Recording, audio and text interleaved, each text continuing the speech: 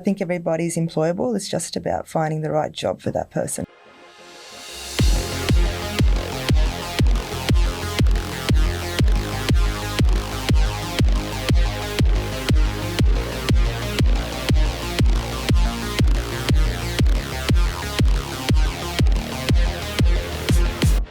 All right, welcome to the Aussie Ambitions podcast. Once again, we've got two guests for you today. Quite exciting. We fit them into the studio side by side. We've got Belinda and Monika from Pivotal Management. How are you? Very well, thank you. Good, thank you. Excellent. So welcome. I'll get you to do a little introduction, but we're going to talk about the topic of the employment situation in Australia and a little bit about how your company is involved with that in many different ways. So I'll introduce you, and over to you, Belinda. Can you tell us a bit about yourself and your company? The business I formed, which is Pivotal, 5 years ago, and that was really out of the necessity of quite a few of my friends who are entrepreneurs and have their own businesses, and their frustrations around actually trying to employ candidates within their area and within their skill set. So I took that and my background in hospitality and training, and looked at an area where I thought I might be able to marry them all together. And came up with Pivotal, and we predominantly started in hospitality right up until COVID. Wow. Okay. So that's a specific industry, and then you're looking at essentially the recruiting and perhaps training within that industry. Is that right? Correct. Because a lot of their issues were they would post a CCAD, get 1,000 applicants. No one had really read the ad, and then they would spend weeks going through and sourcing through candidates, only to find they might have had one or two. They didn't actually have the correct criteria and or experience, and then have to either start again or they'd put someone on and they wouldn't last. So they needed someone to help them with recruitment and then potentially upskilling them. Very cool. Okay, so just to reiterate, you are the managing director and the founder, essentially? I am. Okay, and you've got Monika with you here today. I do. Hello. How are you, Monika? Good, thanks. Excellent. And how about yourself? A bit about yourself. I've been working in the recruitment industry about 10 years now, and I was so lucky to be given this opportunity with Pivotal Management, which really just let me grow my wings, spread them and fly, which has been really great. I love helping people into employment. I love the whole training aspect, upskilling the candidates and then placing them into an employment with an employer and get the repeat business as well, ideally. Excellent. Okay. Very good. Yeah. I guess full disclosure, I'm actually a client in a sense that you helped place some staff with our company, and it's been a really positive experience. Great. So we could definitely touch on some of those things as it relates. But I guess to put the scope of the discussion, we've got an audience that's probably primarily overseas, people that are curious about Australia, how things work here. Obviously, it's been a difficult year and beyond a year. People have had to adapt. Mm-hmm. But yeah, just on there's a curiosity about the employment situation and how difficult it is to get a job these days. What's your feeling on word on the street? Are people hiring?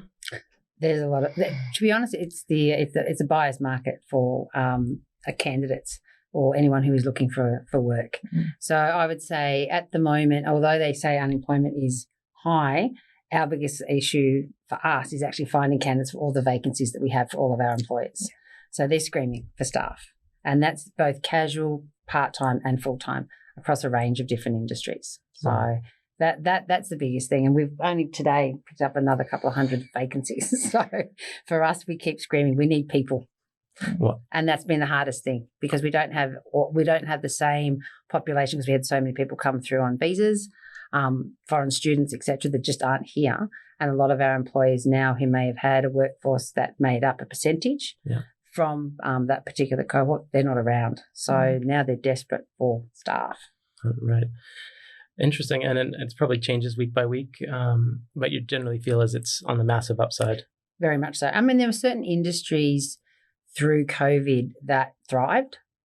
And certainly for us, we started in hospitality. Through COVID, we were unsure whether we were going to make it or not because hospitality obviously was one of those key industries that took a big hit. However, as we kind of regrouped, we decided to diversify and we went into individual support. So aged care was an area that didn't suffer at all. Warehousing, I mean, Coles, Woolies, Aldi were going crazy. Right. That was like Christmas Day every day of the week through COVID. So warehousing for them was huge. And security was another area that increased dramatically. So there were these key industries that, while many industries were suffering, there were key industries that weren't. And hospitality for us, for say housekeeping, we were able to divert housekeeping into aged care facilities. So we were able to then take those skills being taught for a hotel and move them into aged care facilities. So in the end, it ended up being skills that you could kind of diversify and move into other industries. But most importantly, there were some big increases in industries through the COVID period. So it was great. It's amazing. It's an amazing time, and that's obviously so traumatic. No one saw it coming. But we're talking about shift in professions where I think the media does a job of promoting that, but I think it was like pilots. So pilots weren't flying, and then actually placed them in roles that were supermarkets. Yeah, we're talking, right? Hospitality. Hospitality's been a big one that has, and when I say hospitality, as hospitality has to survive, they've looked at how do I now at the moment employ people, and the airlines have been a key area. So they've been employing people. Crown has done incredibly well in Sydney because they've got a lot of Qantas staff working for them at the moment, and food and beverage because they've got great customer service engagement. So why not diversify and why not move people into a different industry, or at least have a different option while obviously the airlines are trying to recover. Yeah. And that you find that's a lot at the moment. Just imagine, it's obviously so disruptive, but then just to see how, there was an attempt at least, it wasn't sort of like, well, we'll just sit out for a year or 2 or 3 and then we'll try to pick it back up. Where I'm not sure how it's working in different other countries, but it was almost like it's probably just a good thing to be active and not just sitting on the sidelines. That's right. Is that maybe this might be a question for Monika, but is there something about just not being out of the job market in a sense, like it has other effects? Absolutely. Being out of the job market, mental health plays a big part in it, I think. With our pre-employment programs, you've got candidates all of a sudden getting up, attending every day, engaging, they've got a purpose, and you see the change in them. And then at the end of it, they get a job. So, it's just it's a good And I think there's process. a lot. Yeah, there is. I think there's a lot of people that I know. For me, I was on a flight and I was traveling every week. Yeah. So to find myself at home and working from home, and I'd have my team, some people based in Sydney coming to work for me. Yeah. It was still a different mindset, and it took a long time for me to get through that. I'm still, the business is surviving, but I'm working from home, and there was a completely different shift. So I can only imagine with people that all of a sudden found themselves without work and financial strain, how that would mentally then shift where they were at. So what was great was being able to take those, because they want to work. They didn't ask not to work. But what do I do next? And I don't have the skills necessarily to transfer straight into a different industry. But what was great was I think a lot of industries embrace, well, we don't care if you don't have the skill. What can we do? If you've got the right attitude and you're passionate, what can we do to, bring you on board? And that's what actually what you saw in Australia, and that's what was wonderful. People, okay, you come from this area, you don't have any skills, we'll upskill you, we'll put you in. If you want to work, we've got jobs for you. And that at the end of the day is the key. Most employers say to us, you want to work, we'll upskill you. And that's what Pivotal's all about. Yeah. We've got the employers with the vacancies, we'll get you a job. Yeah. We just need to upskill you. Okay, interesting. Yeah, I'm a numbers guy. I like to have a good grasp of, like the bigger picture. And I must say, I don't know exactly how to lay this out exactly, but I can imagine there's a certain number of people out of work, out of the job market. There's like the long-term unemployed, and then there's sort of like a middle section. And then there's people that are just actively looking for work and happiness. Yeah.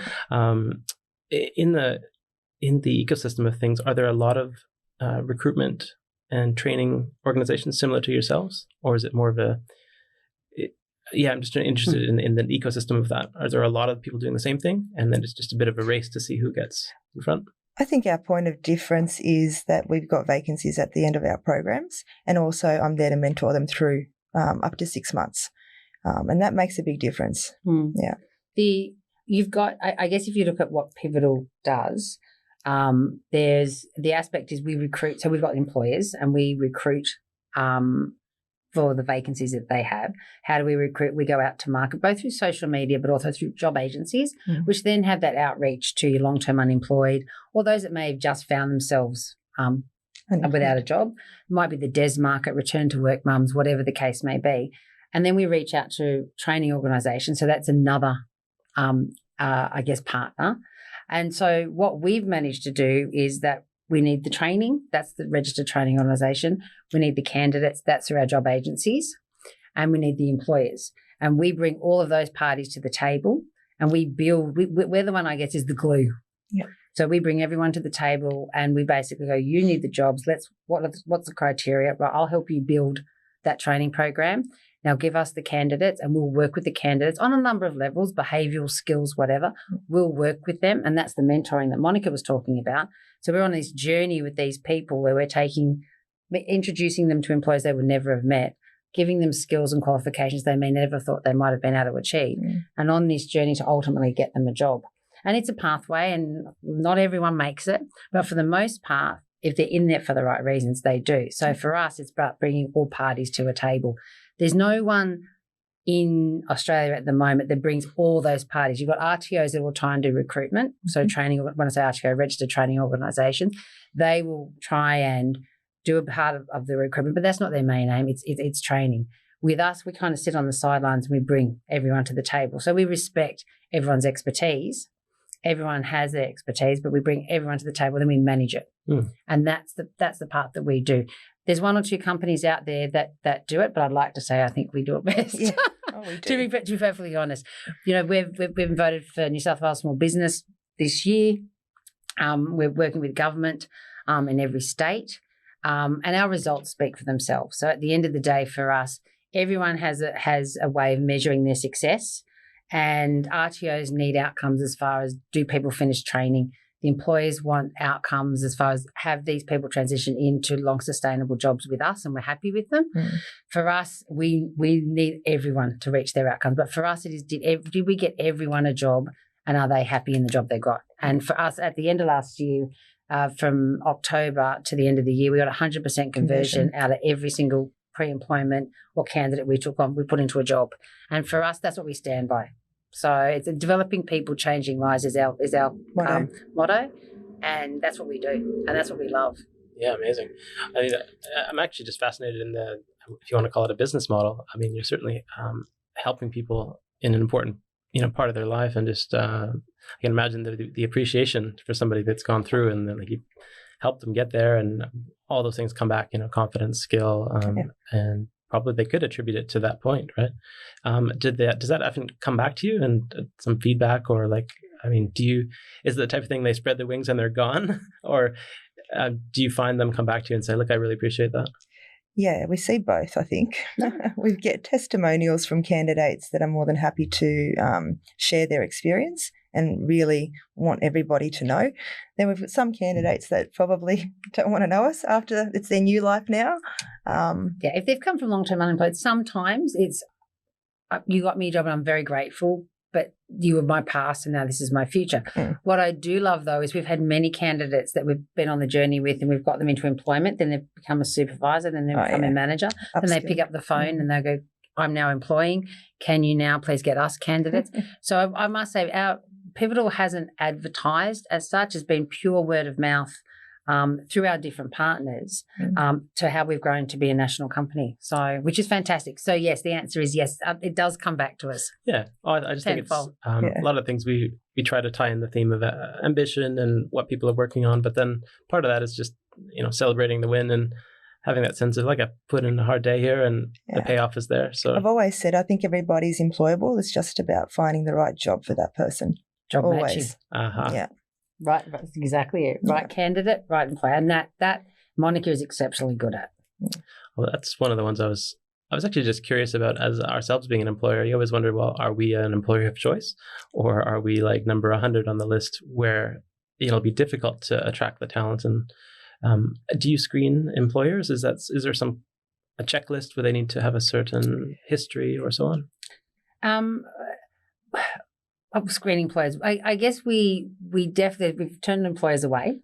And I think sometimes in our market, if they're purely about the wage subsidy that the government can possibly give them, by choosing certain candidates, that is a bit of a red flag to us. I always say if you can get incentives to assist, because all small business or even large businesses need incentives. So there's no question about that. But if they're choosing, I'll take this person for the dollar value on their head and less about the fit culturally or the skills required, that can sometimes become problematic. But for the most part, our employers love taking our candidates. But and I guess it works for the employer as well, because there's nothing wrong about the dollar figure, but if you're just taking someone and they're not the right fit at all, well, that's detrimental to your own business because they're not going to last. But if you take them and they've got money, fantastic. That's the way to go. And most of our candidates do have a wage subsidy attached, and our employers do extremely well, but the candidate does too because the culture's great. And I mean, your facility here is incredible. I'd love coming to work here every day. You do, but you create, it's a great space. It's a great culture. And, I know the candidates we've placed here have loved working here. So that says a lot. If you've got this environment where they're churning through staff, they're not lasting very long at all. It might be a week or 2 weeks. That raises a red flag for us. But otherwise, I mean, we've been fortunate. We've walked away from 1 or 2 employers, but generally speaking, you get a good feel about someone or a company when you meet them. And if they're passionate and they love what they do, and you meet people that work within the environment, then you generally find you can match candidates. And that's where Monika's great. She will get a good feel and then match the appropriate candidates to the culture and the skill that's being asked. And then the bonus is if they've got subsidies attached. And for me, it's no different. I recruit exactly the same way. So everyone that works within Pivotal have either come through the job active process, so they've been a candidate that we've employed, or they've got the background. So we live and breathe what we do. Yeah. No, I appreciate you sharing that. That's certainly interesting to see the almost like behind the scenes of what, you can understand the matchmaking, but then it's like that personal experience and it's sort of what's going on upstairs. Like you've got a bit of a gut feel. I'm gut instinct go. I know. You do. You know whether someone's genuine, and I think that's really that's the key. And some of the candidates that we've had have been broken in life, or they've had terrible experiences under employment, one way or another. So it's rebuilding their confidence and their faith, both in themselves, but also in the fact you can actually find a job that you love. At the end of it, we spend a lot of time at work. So if you don't really like what you do, it's really hard to keep motivating yourself to get up and go to work every day. Right. So part of what we do is try and say to them, your first job that you might be doing might not be the one you absolutely love, but it can go towards, if you're working, it's so much better for your mental health and your confidence to then eventually reach out and get the dream job, so to speak. I mean, I don't know, does everyone have a dream job these days? Most people don't retire with the gold watch anymore. You might have had 4 or 5 different careers, but it's just having that confidence to actually branch out and do that if that's what you want.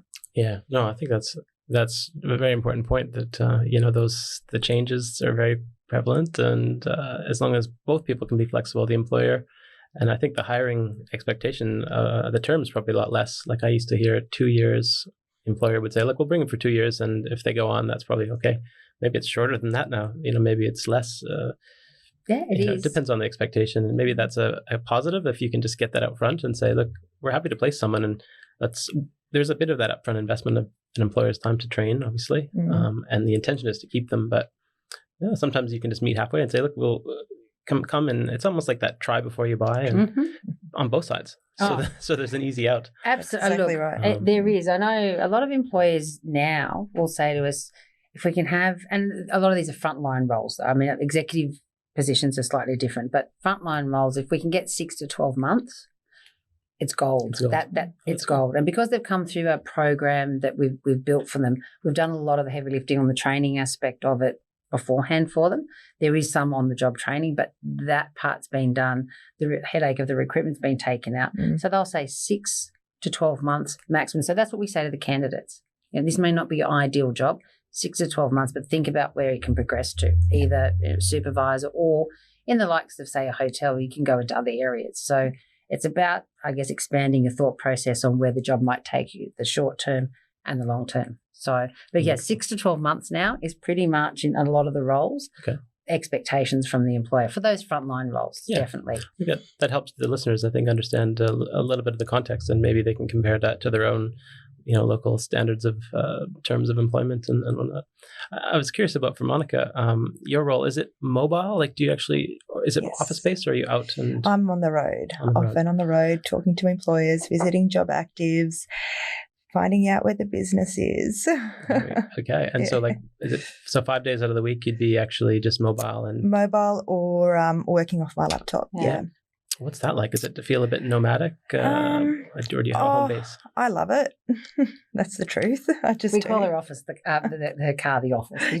When we're together, it just doesn't stop. Yeah. But that's how we roll, and that's and we bring the results. So on the road, on the phone, chasing business, chasing candidates, doesn't stop. Yep. Yeah, just keep it rolling. What's cool about that is you've probably seen a few things out there. Are you meeting employers like in their sort of their office, or is it sort of third party locations like a cafe or a restaurant? Well, sometimes it is the restaurant or a Zoom meeting. Other times it is face to face. Yeah, okay. Just depends on the employer.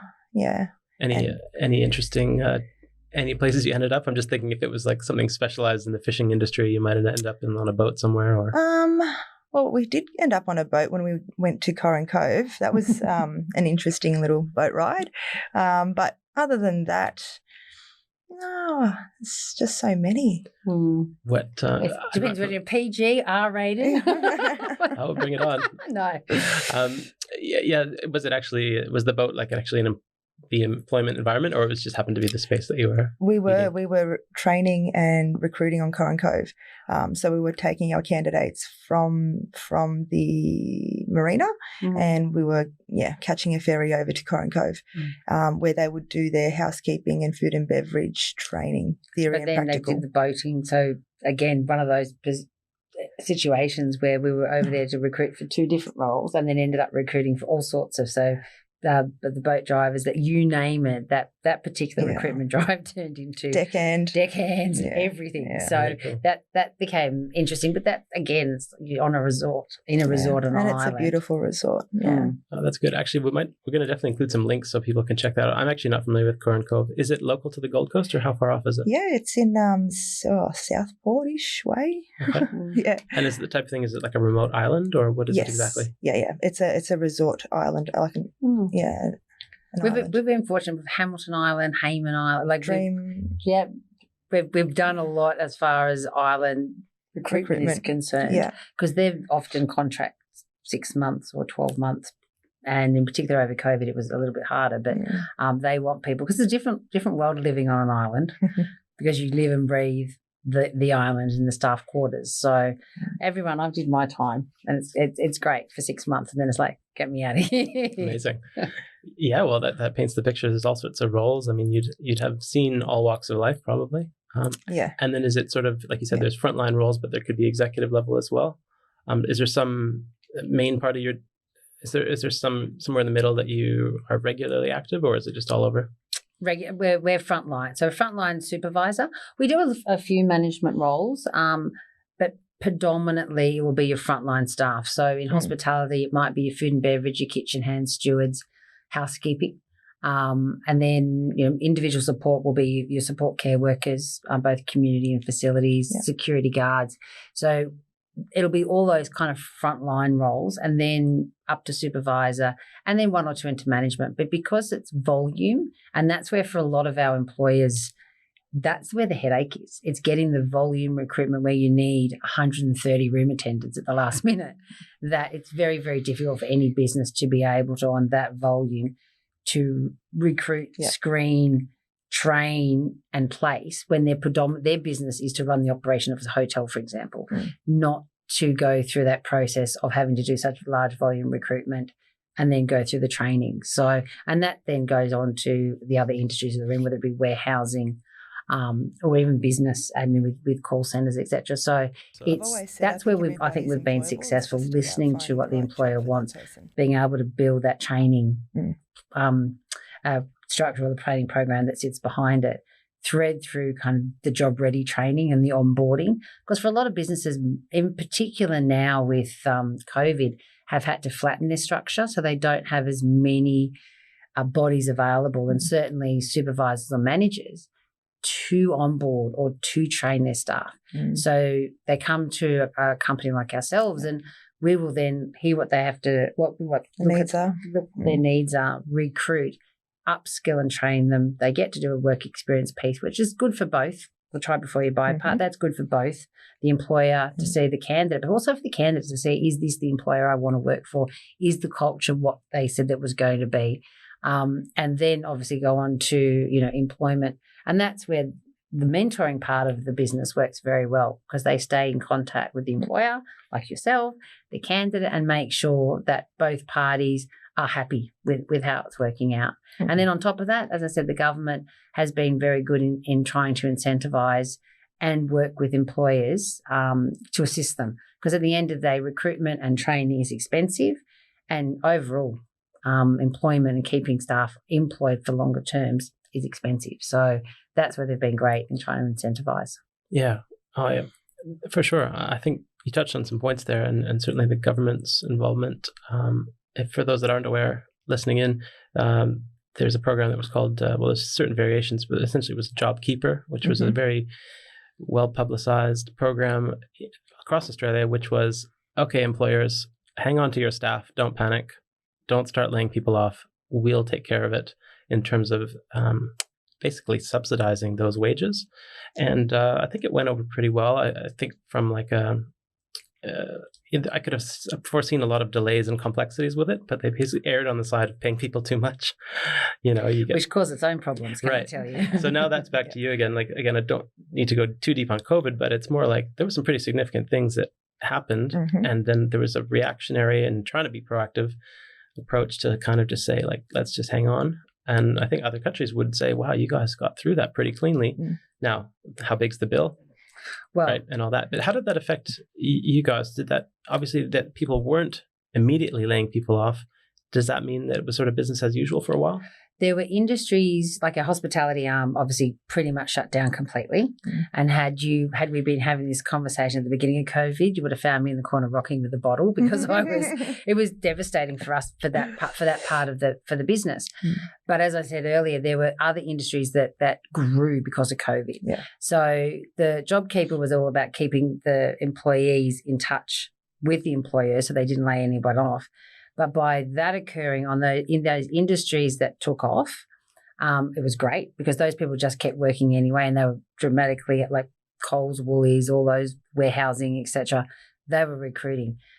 For industries like hospitality, they were being paid. You had people then being paid sometimes more than they were earning initially, because it was just a flat fee. So you had people who were employees being paid more money than they initially were earning. So when it came time to actually come back and work, they didn't want to. So then it created a bit of a disconnect rather than a connect between the employer and the employee. Because as employers start to get busy, and because we were in lockdown and then we reopened for business, as employers did within Australia, they needed their people to come back. And so many people didn't want to come back. So that's where the disconnect was. There is still a little bit of that, but as JobKeeper has decreased, because we had 3 tiers, we're in our last quarter. Now the money being subsidised isn't as much, and people are now coming back to the table to work. But it did initially, it was fantastic, and I have to say it did keep Australia buoyant, and certainly employers would have let go of a lot more staff had that safety net not been there. But it did create, once we reopened, this situation where some people, not all, but some people didn't want to go back to work. So you got employers screaming, because then they had to put new staff on. And then it was an additional cost. So it kind of worked against the employer at that point. Yeah, so we're at a very interesting point now where actually even in the media landscape, they're starting to reintroduce names like, well, it's the temporary JobKeeper program, whereas that's the first time that's coming back in, because they're really saying, like, this was always meant to be but you really need to spell it out for people because they've gotten comfortable. I mean, I'll just mention the amounts, because for people that want to get their head around the business side of things, I think it was about $1,500 per fortnight. So that's every 2 weeks. So let's say $3,000 a month. That was the full subsidy. And so that covers you basically for like a frontline staff. And I think even if you're on a more executive level, it's still the same amount. So that's what you mean by flat rate. And then but they then found an expiry period for that where that came down a bit. It was about $1,200 per month or per fortnight. So it's $2,400 per month. And then the final phase, I think it's even less, $1,000. Yeah, so $1,000 per fortnight, so $2,000 a month. And look, is that the right approach? I think that's a nice thing to do, to tier it down, and people know that it's not going to go on forever. But it's that financial cliff, they like to call it. So I look at it and think socially, where would we have been though if the government hadn't have done it? Because yes, it's going to be interesting how we pay all this off. And that will be my children and probably their children with the debt we've gotten ourselves into. And it is phenomenal. And the longer we shut borders and shut down suburbs, which we have to, like the shutting down the suburbs and containing we have to do, the greater the debt becomes. So without doubt, we had to do it, but there is going to be a long-term payoff. But if we hadn't have done that, then the devastation of people finding themselves without work at all, and en masse. So we saw the lines with Centrelink anyway. But then people not being able to meet financial requirements, and the mental health. The mental health has already been, and we don't have the mental health bill yet. I mean, realistically, there's been no real statistics on the suicides that have come out of this or anything like that. So there's that whole other part that will eventually, the numbers will be crunched. But had there not been in the safety net, and I know even for myself with my business initially, I was thankful that they had come around and gone, okay, well, let's support small business and any size business. But there were criteria around what companies could or couldn't obviously apply for it. But let's support business, keep employees in touch, because we will get out of it. Now, do I think they thought we were going to take this long to get out of it? No, but none of us knew how long this was going to go on for. And I certainly know at Christmas time, I thought it was pretty much over. And then we had the resurgence in New South Wales. So I'm grateful for it. But it's going to, I think, end of March is great for most of the businesses to then stand up and operate on their own, and for the government to target key industries that still haven't been able to recover, which are your tourism, your hospitality and your airlines, for sure. Yeah, excellent. But there's a debt that's going to be interesting to have to pay off. Yeah. But you only have to look at the other countries, and socially we've done well. Yeah. And it's good that people have been, again, employed during that period of time, and hopefully they've all had a chance to think. And I don't know if you have thoughts about this, but they people we've talked to are generally aware that they might need to reinvent or reskill, or maybe they weren't happy in the job they had anyway. Yeah. So it's not always so clear, but maybe it's just a chance to have a thought in that space. There's been a lot, actually. Yeah. People that have gone, okay, I never thought I'd live through a pandemic, and now I have. And you know what? Maybe I need to change and look at another industry that, regardless, there were industries that thrived. Maybe I now need to look at going into an industry that I know is going to be certain, steady hours, that I can support my family. And we've had people then go into individual support aged care that have said they wouldn't have even looked at it 12 months ago. We've got a lot of airline staff that have just decided to walk away. They don't want to do that anymore. It was already a volatile industry for them, hours-wise, and pay cuts. But now I can go into an industry where, how many hours do you want? 60, 70, whatever. You can get it at a good pay. So that did, I think, it brought what people may not have been happy about in their previous job, brought it to the forefront. And therefore, they then made these decisions. And they're looking at industries, well, foolproof, what jobs can I upskill? If I'm going to do this, what job can I take on, upskill in, that I can possibly see out that's going to give me steady work, steady pay? Yeah. Yeah, interesting. One of the pieces that I was curious about is where education fits into the whole mix of everything. You got people that are working to earn income, but they might have ambition for a career path in a certain way, and so therefore they're going to school.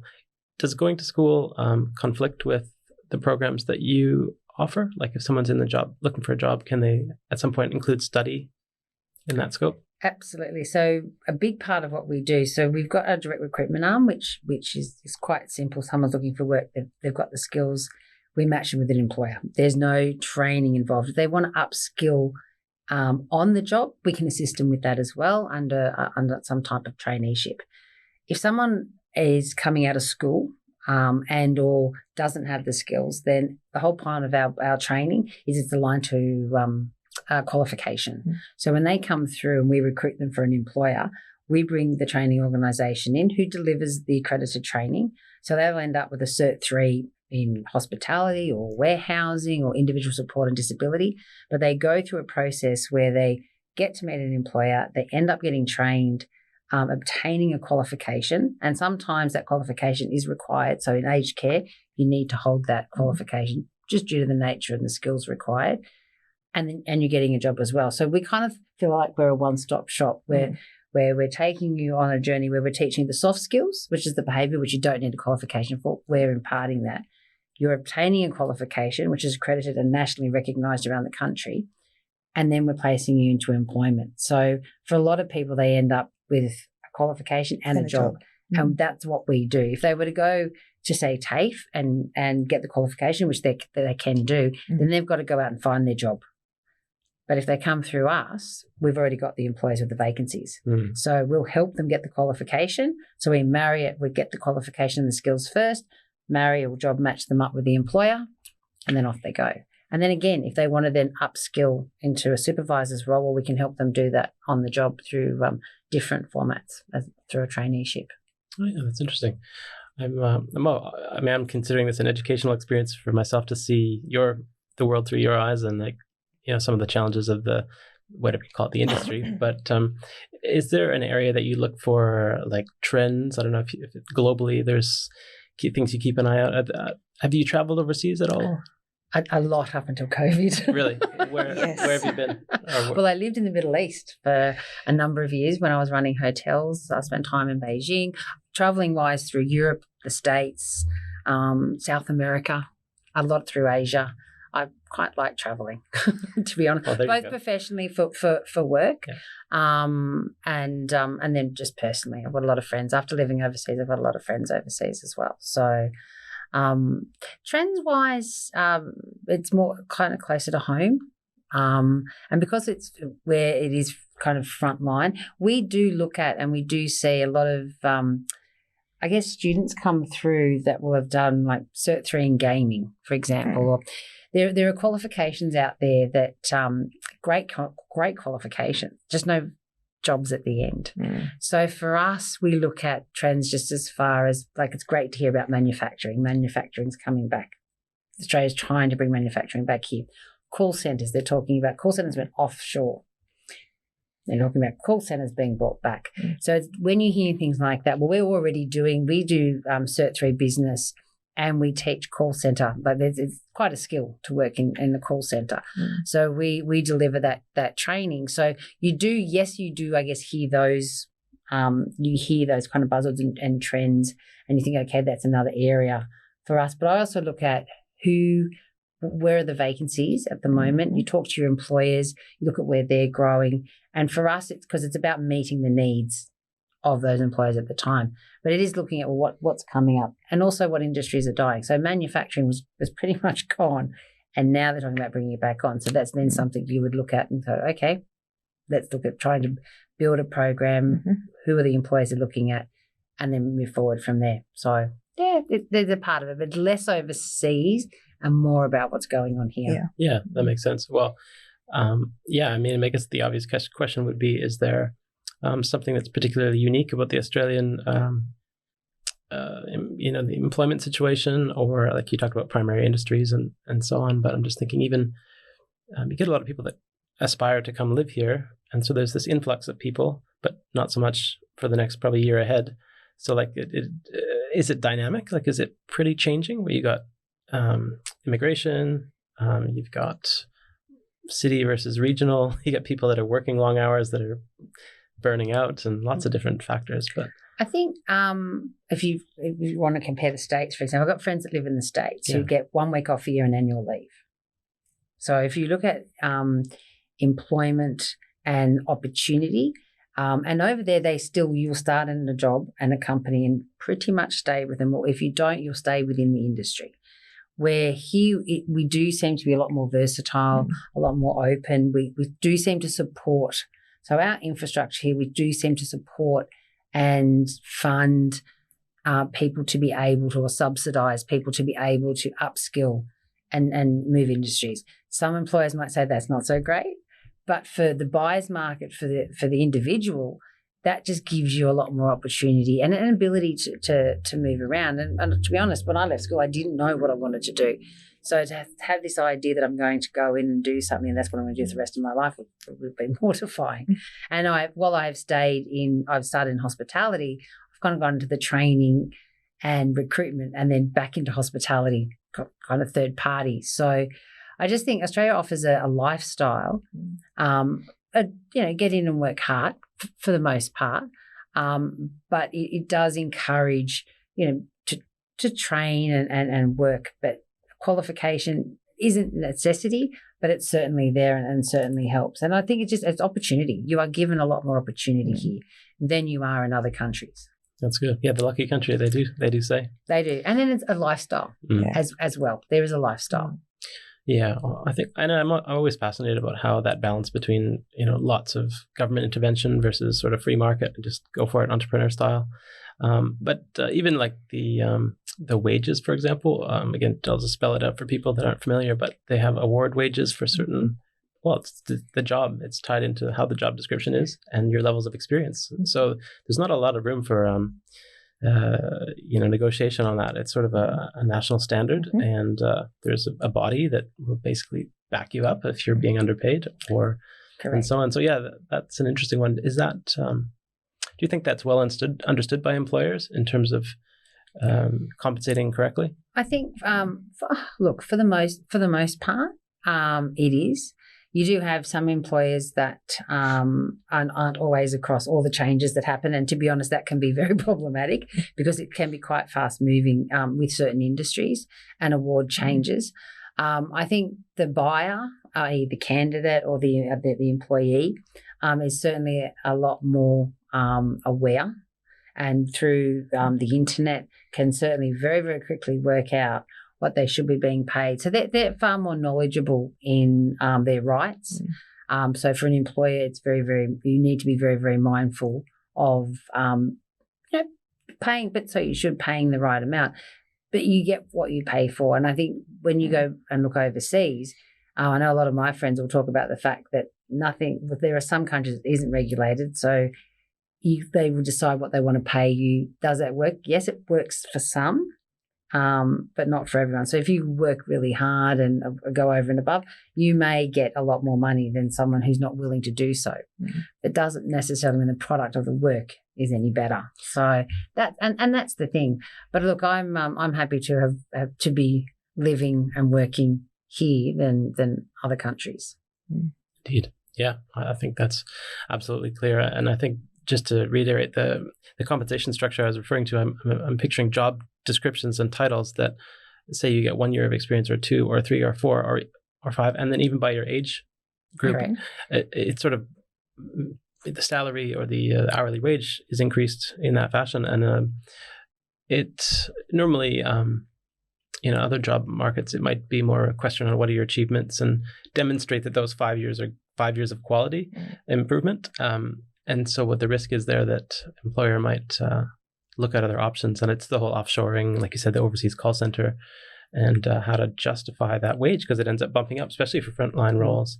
And so do you find yourself having to educate employers on, not the pitfalls, but maybe the trends that people are now skilling in Australia because of all these benefits, and sort of just helping them celebrate that, that's the right call?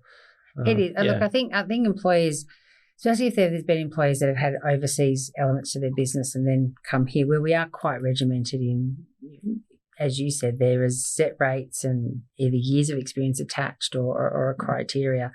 I think for employers, it can be tough. We do have a much higher hourly rate than a lot of other countries. And for some industries, when we work on hospitality, that's hard. If you compare hospitality to the States, where the hourly rate is a lot lower, but they work off tips. Where here, we don't. The hourly rate is a lot higher. And yes, there are certain, say, high-end restaurants or establishments where tips are still good, but for the most part, our culture isn't tipping, and generally speaking. But in the States, it is tipping.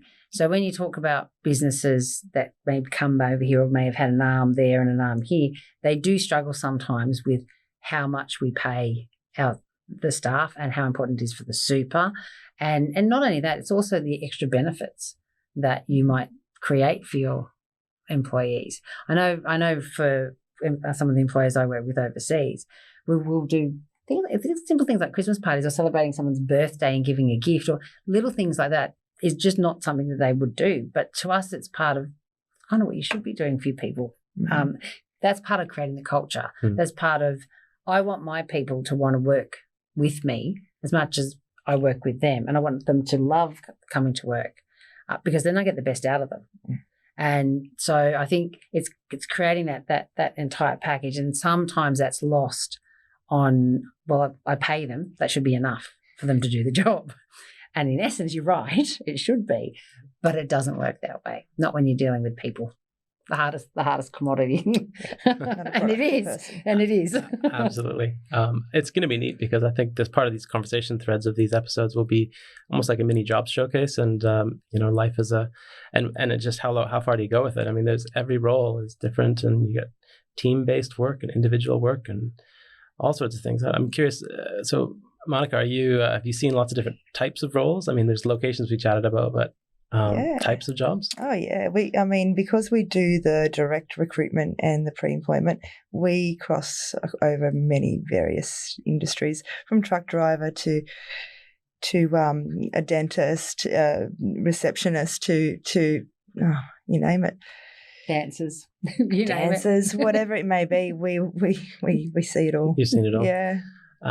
And then I guess from obviously this time where it was a little bit uncertain with people hiring and so on, and the shift to work from home, was it an obvious, were you allowed to do matchmaking and get people placed in roles during the work from home period? Would it have been like you're hired, but you're going to be at home, and they're just literally hired on Zoom? Yeah, well, I have an office at home, so I'll work from that office as well. Perfect example. Yeah. And, so... Sorry, I forgot your question. Oh, it was just mainly to understand, like, if I'm the employer and I want to hire someone, but literally the government's telling me I can't have people in my office, or it's not a good idea anyway. Can I still hire someone? As in, you're hired, but the candidate's at home and they're starting on a work from home situation.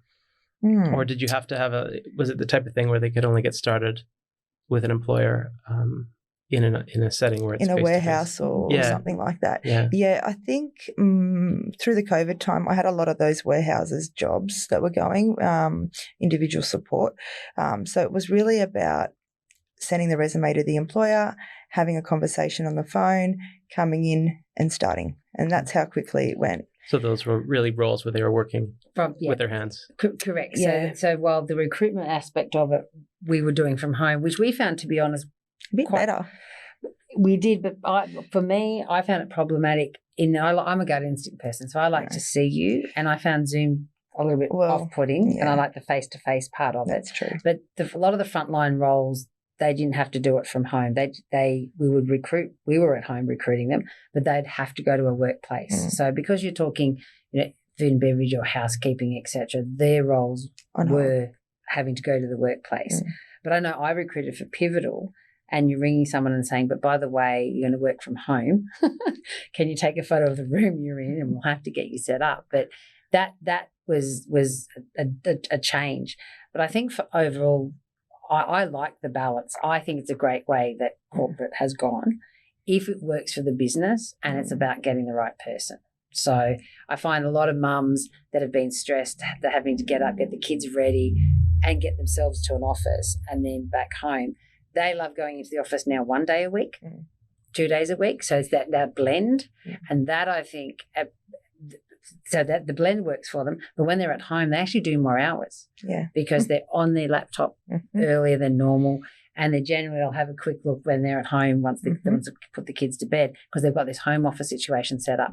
So I think a lot of employers have found that the working from home has worked very well. There are a lot of happier employees as long as you've got the right person that's disciplined and loves it and loves the balance, so they can take a phone call while making dinner, for example, preparing. So their life is, the work-life balance there, I think, is a lot better for a lot of people. So for us, certainly now everyone's working from home. My team at the moment will come in for a couple of days a week to the office, but otherwise it's at home and they love it. So if they're happy and the productivity's there, I have no reason to change it. So, but the roles we recruit, because they're very hands-on and they're generally warehouse or facility, the recruitment part they're done at home, but otherwise they go into the office because they have to. Yeah, that's so where the job is. Dependent on the job. Back to normal absolutely. Every day. But I will say call centre work, a lot of companies through COVID set them up at home. Yep. So we recruited for a couple of call centres in Sydney, and they had the technicians go and set up their area at home, and they did everything from home rather than going to obviously an area with 20 or 30 people. So, and that worked well for them. So now they've gotten rid of the space and everyone's doing it from home. But some people don't like working from home. And that's one of the first questions you ask if it's a job that is office-based and the employer is looking for someone to work from home. Is that an environment you want to work in? Because depending on your age or where your life is at, some people will like work for the social aspect of it. So working from home for mental health and for productivity just won't be there.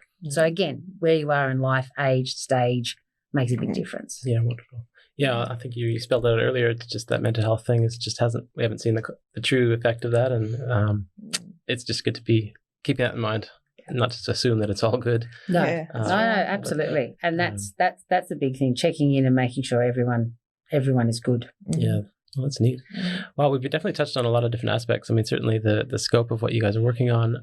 It's curious. It's very neat to get a sense of yourselves, individuals, your different roles, and happy to follow your journey. We certainly appreciate being able to have experienced, being a client. We didn't really seek it out, but just through being in touch. And you said, "Oh, look, I was like, do you have anybody that's got some recording industry experience?" Actually, and then it starts. So that can be a neat little. And that's how good is she? We have these conversations all the time, and someone will come up with a random. Do you know someone, or do you have an employer? I do. I'm thinking, how is it that you? But that's because she's passionate about what she does. That's job matching. Just maybe wrapping up more on the tools and tricks, the tricks of the trade type thing. Do you guys use technology in your business? You use LinkedIn or any of these kind of like social tools? We do. We do. From a marketing perspective, and we're in the middle of upgrading everything at the moment. But yes, social media for us became a big part, in particular through COVID, the marketing aspect of it, because we couldn't do the interviews face-to-face and we weren't able to get out in front of our people. So therefore social media became a big part of it, which was great. Yeah, nice. Yeah. And so if people wanted to, I guess, just learn a little bit more about your company, you've got the website? We do. We're on Facebook, we're on LinkedIn. We've got the website, which is getting updated, but we'll be ready soon. Updated. It is. At pivotalmanagement.com. Yeah. So it's anyone that would like to reach out, any employers, we're more than happy to have or candidates. Yeah. All candidates. Yes, of course. She's always thinking all candidates. Don't miss out on that. And that might be a bit of a fun place to wrap up. Is that I guess there could be some candidates. Everybody listening in, if they're not from Australia, at least it could take a lot away from being like job ready and just kind of the little things. We talked earlier about like what's probably the most efficient way to get in, be considered top of the list for a job. You gotta have a good resume and so on. There's probably a lot more mental readiness. Like, is there a short list of tips that you might give to people to say, look, if you're ready for it, here's what can help?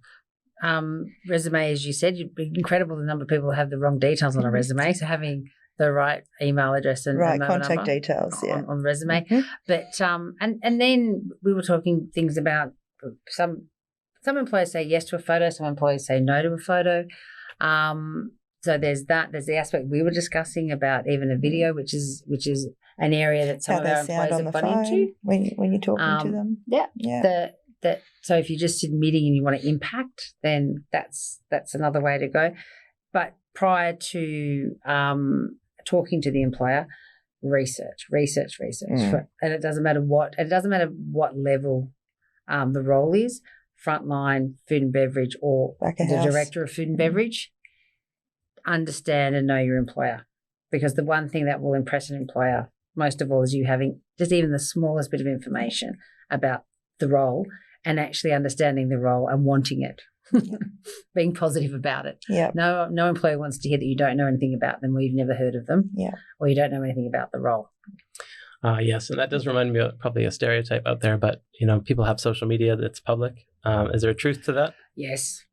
I have people that stalk, to be perfectly honest. That's especially when we're putting candidates forward, if they're going into supervisor or manager's role, you have no idea what people will post, and employers certainly aligned to big corporations in particular.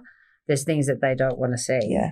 And they certainly don't want to see people drunk in their uniforms and all that sort of thing posted. Yeah, and we go through all that with them in the programs as well. We do. That's something we teach once they're with us, and we get them to look at that, because it does and can have a long-term effect on your opportunities with certain employers. They'll make a decision on what's sitting on your social media, and you may not have posted it. Someone else may have posted it and you were in it. But regardless, it's if that they see that, they may decide to interview or not interview or not progress you.